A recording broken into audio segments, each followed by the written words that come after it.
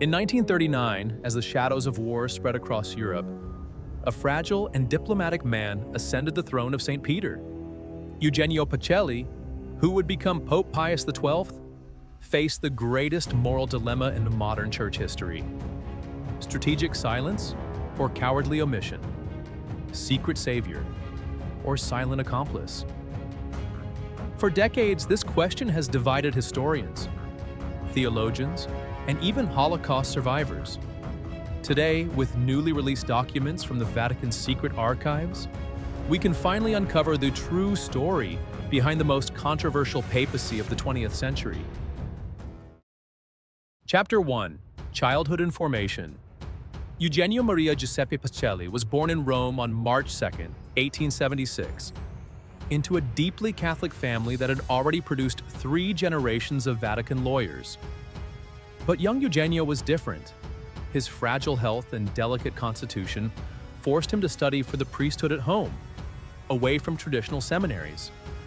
This isolated education would forever shape his introspective and meticulous personality. Ordained a priest in 1899, Pacelli quickly caught the attention of his superiors for his exceptional intelligence and command of languages. In 1901, at just 25 years old, he joined the Vatican Secretariat of State, where he would remain for 16 crucial years. During this period, he witnessed firsthand the complex diplomatic negotiations that kept the Church navigating between constantly warring European powers. Pacelli's true transformation began in 1917, when he was appointed Apostolic Nuncio to Bavaria. This was no ordinary mission. Germany was in the midst of World War I, and the young papal diplomat would have to navigate intense nationalism, communist revolutions, and the collapse of ancient empires. It was here that Pacelli developed his deep knowledge of German culture and, more importantly, his visceral fear of Soviet communism. During his 12 years in Germany, first in Bavaria and then in Berlin, Pacelli witnessed the rise of extremist movements firsthand. He saw the Spartacist Revolution, the hyperinflation of Weimar, and the early steps of the National Socialist Party. These traumatic experiences convinced him that communism posed a greater existential threat to the Church than any other political movement of the time, a conviction that would dramatically influence his future decisions as Pope. If you're fascinated by these extraordinary stories of faith in dark times, make sure to subscribe to our channel and turn on notifications so you don't miss our upcoming documentaries about the most controversial saints and popes in history. When Pacelli returned to Rome in 1929, he was no longer the shy young diplomat who had left. He was now a seasoned strategist, fluent in German, intimately familiar with European politics, and the bearer of a secret that would change the course of history. But what secret did Pacelli bring back from Berlin? And how would it shape his actions during humanity's greatest genocide? Chapter 2. The Wartime Pope. March 2nd, 1939. Cardinal Eugenio Pacelli was elected Pope in one of the fastest conclaves in modern history, requiring only 3 ballots. Taking the name Pius XII, he assumed the papacy exactly 6 months before Hitler invaded Poland. The timing could not have been more prophetic or more tragic. His first decision as Pope revealed much about his personality.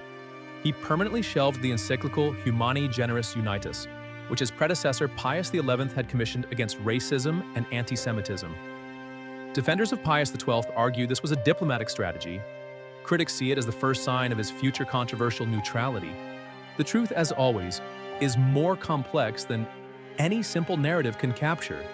When war erupted in September 1939, Pius XII immediately proclaimed the Vatican's policy of impartiality. But this was not passive neutrality.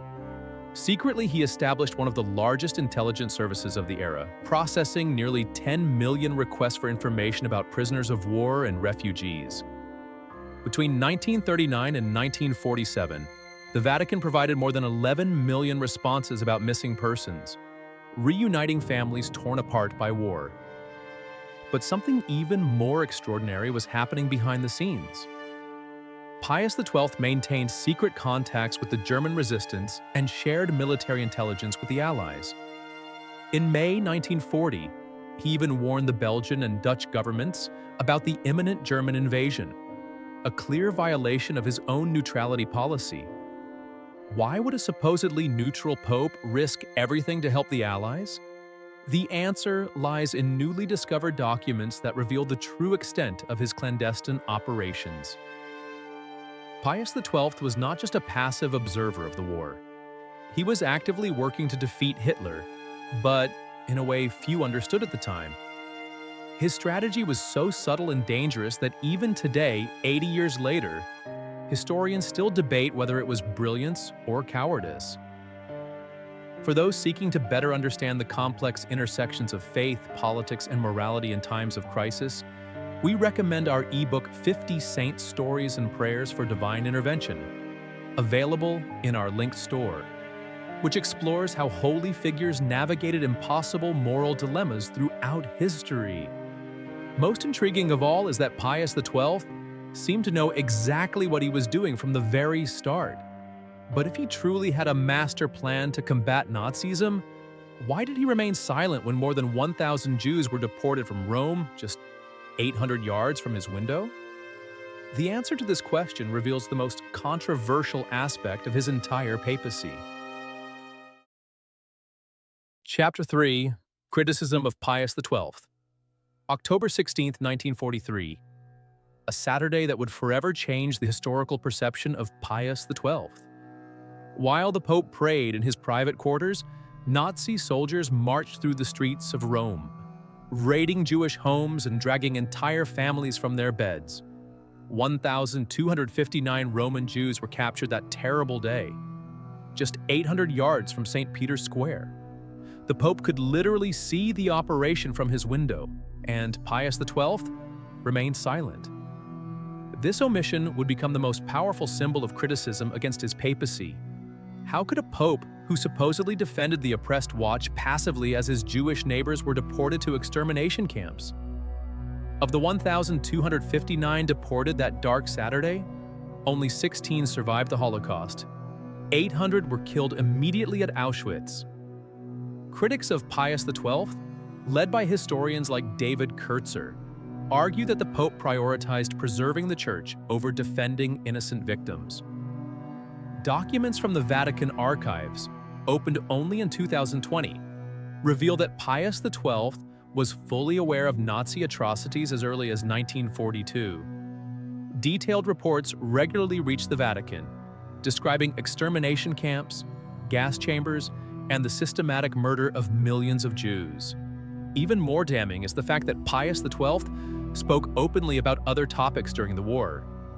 He issued encyclicals on biblical studies, delivered speeches on liturgy, and even proclaimed new Marian dogmas. His voice was not silenced. He simply chose not to use it to defend the Jews. His famous Christmas message of 1942 vaguely mentioned people persecuted for race or nationality, but carefully avoided naming Jews or explicitly condemning Nazism. Historian John Cornwell, in his controversial book Hitler's Pope, goes even further, suggesting that Pacelli harbored anti-Semitic sentiments since his youth. Although this accusation is disputed by many scholars, it is undeniable that Pius XII showed disproportionate concern for the communist threat compared to the Nazi genocide. He genuinely seemed to believe that Stalin posed a greater danger to humanity than Hitler. Perhaps the most devastating criticism comes from Polish Catholics themselves, who suffered tremendously under Nazi occupation. They expected their pope to speak out in defense of their Catholic nation, but Pius XII remained diplomatically cautious, even as Hitler implemented genocidal policies against the Polish people. When the Vatican finally issued discreet protests, they ceased immediately after German complaints. But does this narrative of complicit silence tell the whole story? Newly discovered documents suggest that while Pius XII remained publicly silent, a secret operation of epic proportions was being coordinated directly from his papal quarters.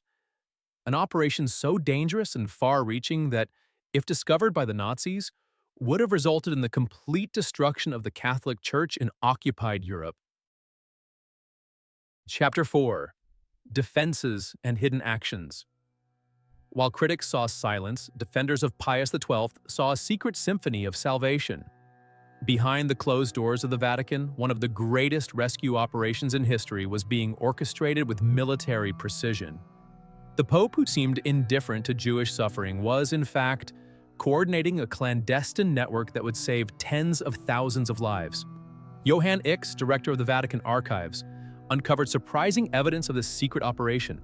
Documents reveal that Pius XII personally instructed apostolic nuncios across Europe to provide false baptismal certificates for Jews, allowing them to escape deportation. In Rome, convents and monasteries became sanctuaries, sheltering more than 4,700 Jews during the Nazi occupation. The Vatican itself hid 277 refugees at Castel Gandolfo, but Pius XII's boldest operation remained hidden for decades. He established a direct line of communication with leaders of the German resistance, including high-ranking officers who planned to assassinate Hitler. When these conspirators sought guarantees of honorable treatment from the Allies after overthrowing the Führer, it was Pius XII who served as secret intermediary, relaying their proposals to London and Washington. Pius XII's golden silence strategy had a brutal but effective logic. Every time Catholic bishops publicly protested Nazi atrocities, the reprisals were devastating.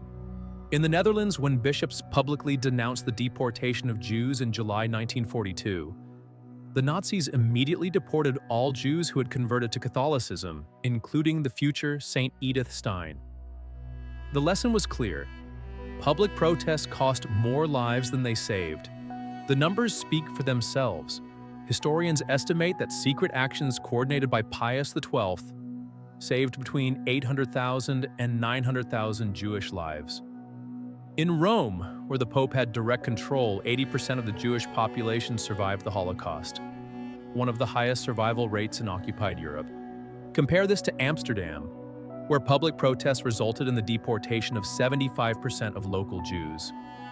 Newly discovered documents also reveal that Pius XII maintained a secret black fund to finance rescue operations. Gold and jewelry donated by wealthy Catholics were converted into bribes for Nazi officials, false passports, and escape routes. The Vatican literally became an anti-Nazi espionage headquarters, with priests serving as secret agents throughout occupied Europe. Perhaps the most powerful testimony comes from Golda Meir, future Prime Minister of Israel, who in 1958 declared, "When the terrible martyrdom came upon our people, the voice of the Pope was raised for the victims." After the war, Jewish communities across Europe expressed official gratitude to the Vatican, and a forest was planted in Israel in honor of Pius XII. But if Pius XII was truly a secret hero, why did he never reveal his actions after the war? Why did he allow his reputation to be tarnished by decades of accusations? The answer may lie in an extraordinary mystical experience the Pope had in 1950, a surprising event that directly connects his controversial papacy to the deepest mysteries of Catholic faith. Chapter 5. Mysticism and Dogmas. October 30th, 1950. While walking in the Vatican gardens at dusk, Pius XII witnessed something that would forever change his understanding of the divine. The sun, which should have been setting normally on the Roman horizon, began to behave completely unnaturally. He saw it as an opaque sphere, surrounded by a luminous circle moving and pulsating in an impossible way. This was not an isolated event. Pius XII witnessed the same phenomenon on 4 different occasions between October and November 1950. He meticulously described each experience in handwritten notes, calling it the pure truth, and explicitly comparing it to the famous miracle of the sun at Fatima in 1917. The connection was no coincidence. Pius XII had been consecrated archbishop on May 13, 1917, the same day as the first apparition of Our Lady at Fatima. The timing of these mystical events was deeply significant. At that very moment, Pius XII was considering the proclamation of the dogma of the Assumption of Mary, a theological decision that would divide Christianity and set a doctrinal precedent for centuries to come.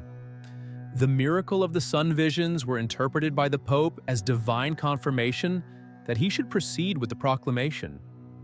On November 1st, 1950, exactly the day after his third vision of the solar phenomenon, Pius XII invoked papal infallibility ex cathedra for the first time in 76 years.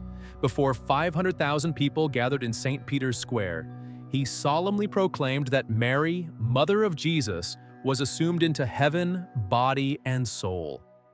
This was only the second time in history that a pope had formally used the dogma of papal infallibility. The proclamation of the Assumption was much more than a theological declaration. It was a bold affirmation of papal authority in an era of growing post-war secularization. While the world rebuilt from the ashes of World War II, Pius XII was reaffirming that the Catholic Church remained the guardian of eternal truths that transcend human tragedies. His Marian devotion had deep roots in his childhood, but was intensified by the traumatic experiences of war. Pius XII saw in Mary not only the Mother of God, but also the Queen of Peace, the only force capable of interceding for humanity in its darkest moments. His private prayers, revealed in personal diaries, show a man constantly seeking Marian intercession for the most difficult decisions of his papacy. The most extraordinary aspect of his mystical experiences was their direct connection to Fatima. Pius XII not only witnessed phenomena similar to those of 1917, but also died on October 9, 1958, near the anniversary of the last Fatima apparition. For the devout, these coincidences reveal a divine plan that connects the most controversial papacy of the 20th century to the deepest Marian mysteries. But Pius XII's mystical experiences were not limited to solar visions. Recently discovered documents reveal that he also reported direct visions of Christ and Mary during the most critical moments of the war. Visions that supposedly guided him in his most controversial decisions. Do these supernatural experiences justify his actions during the Holocaust? And how does the modern church evaluate these extraordinary claims in his canonization process? Chapter 6. Canonization Process and Miracles. December 19, 2009. Pope Benedict XVI made an announcement that surprised the Catholic world and angered critics globally.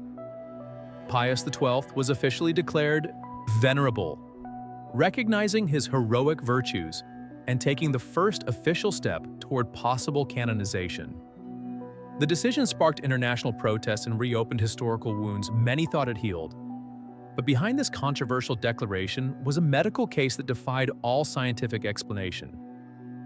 In 2005, a 31-year-old Italian teacher, pregnant with her third child, received the most terrible diagnosis a mother can hear: Burkitt's lymphoma, an extremely aggressive cancer with a mortality rate over 90%. The doctors were brutally honest.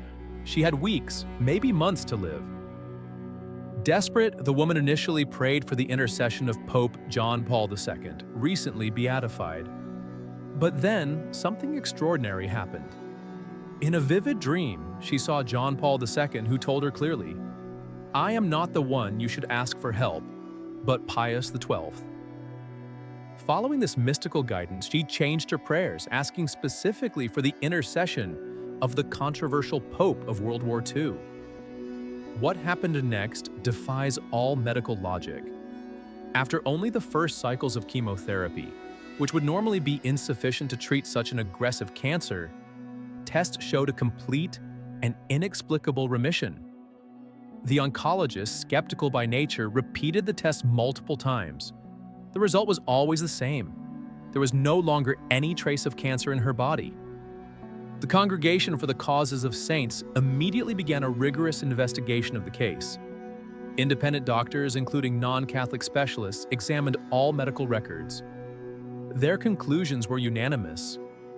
The cure had no scientific explanation based on the treatment received.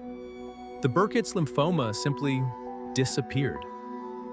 This possible miracle represents a fascinating dilemma for the modern church. How can a pope whose actions during the Holocaust remain controversial be canonized? The answer may lie in the very nature of Catholic sainthood, which recognizes that even saints can make questionable decisions in extreme circumstances. St. Thomas Aquinas, for example, defended the Inquisition. St. Augustine justified war. St. Paul persecuted Christians before his conversion. Pius XII's canonization process also faces monumental practical obstacles. Thousands of possible sainthood cases await analysis at the Congregation for the Causes of Saints, and the Vatican processes only a few dozen per year.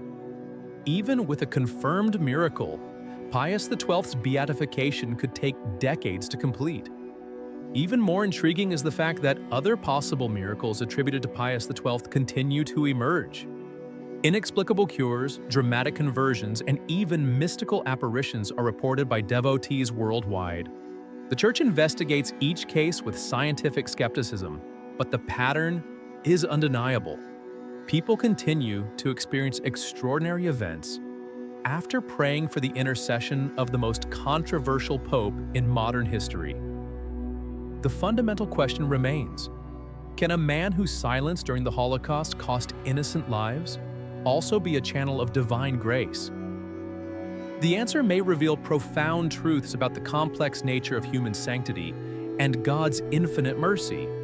But first, we need to examine how Pius XII's legacy continues to shape contemporary debates about faith, morality, and historical responsibility.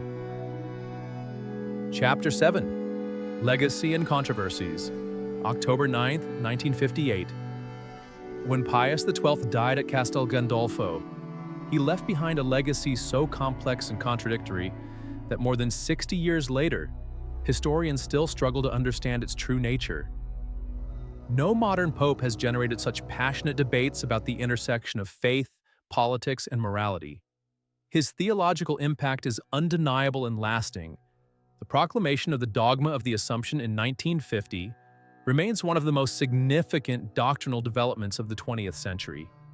His encyclicals, especially Mystici Corporis Christi and Mediator Dei, fundamentally shaped Catholic understanding of the nature of the Church and sacred liturgy. These documents laid the theological groundwork for the reforms of the Second Vatican Council a decade later.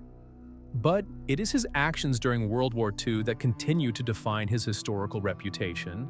The opening of the Vatican's secret archives in 2020 brought new evidence but also new controversies.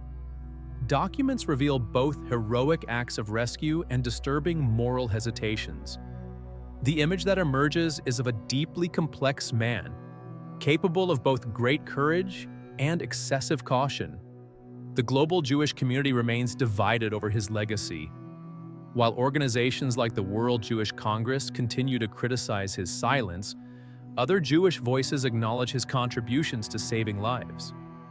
In 2023, the Washington Holocaust Museum revised its exhibit on Pius XII, presenting a more balanced narrative that recognizes both his failures and his positive actions. Perhaps most significant is Pius XII's impact on modern papal diplomacy. His approach of active neutrality set precedents that his successors continue to follow. John Paul II, Benedict XVI, and Francis have all echoed elements of Pius XII's diplomatic strategy as they navigate contemporary conflicts in the Middle East, Africa, and Asia. His influence extends beyond the religious sphere. International relations scholars study his diplomatic techniques as examples of papal soft power. His ability to keep communication channels open with all warring parties during World War II established the Vatican as a respected international mediator, a role the Holy See maintains to this day. The most fascinating aspect of his legacy may be its relevance to contemporary moral dilemmas. In an era of extreme political polarization, Pius XII's decisions raise timeless questions. When is silence strategy, and when is it complicity? How should moral leaders respond to humanitarian crises? Is it possible to maintain neutrality in the face of absolute evil? These questions resonate especially in current debates about the Church's response to abuse scandals, religious persecution, and armed conflicts. Critics argue that the Church learned the wrong lessons from Pius XII's papacy, remaining overly cautious in the face of contemporary injustices. Defenders counter that his diplomatic approach continues to save lives in situations where direct confrontation would be counterproductive. Pius XII's pending canonization represents the ultimate test of how the modern Church reconciles personal sanctity with historical responsibility. His eventual beatification or canonization will send a powerful message about how Catholicism evaluates moral leadership in times of extreme crisis. But perhaps the most important question is not whether Pius XII was a saint or a sinner, a hero or a coward. Perhaps it is what his story teaches us about human nature when confronted with impossible choices. And it is this timeless lesson that makes his legacy eternally relevant for every generation facing its own moments of moral darkness. Conclusion. In dark times, what does it mean to be a light? This question, which opened our journey through the extraordinary life of Pius XII, remains as relevant today as it was 80 years ago. Eugenio Pacelli was many things: a brilliant diplomat, a devout mystic, a controversial leader, a secret savior. But above all, he was deeply human, with all the contradictions and complexities that condition implies. The story of Pius XII teaches us that sanctity is not the absence of flaws, but the ability to serve God and humanity despite our limitations. He made decisions that saved hundreds of thousands of lives, but also remained silent when courageous words could have saved even more. He experienced extraordinary mystical visions, but also struggled with very earthly fears and hesitations. He was simultaneously the silent savior and the Pope of silence, a contradiction that reflects the human condition itself. If you were moved by this extraordinary story of faith, courage, and moral complexity, don't forget to subscribe to our channel, leave a like, and share this video with others who might benefit from this deep reflection on spiritual leadership in times of crisis. Your comments and discussions enrich our community of seekers of historical and spiritual truth. Pius XII remains an enigma, caught between the cross of criticism and the halo of sainthood. Perhaps that is precisely what makes him so fascinating and relevant to our times. In a world where we seek simple answers to complex questions, he reminds us that historical truth and spiritual truth are rarely simple or one-dimensional. His life challenges us to embrace complexity, to seek understanding beyond easy judgment, and to recognize that even in the darkest moments of history, the divine light can shine through imperfect but willing instruments.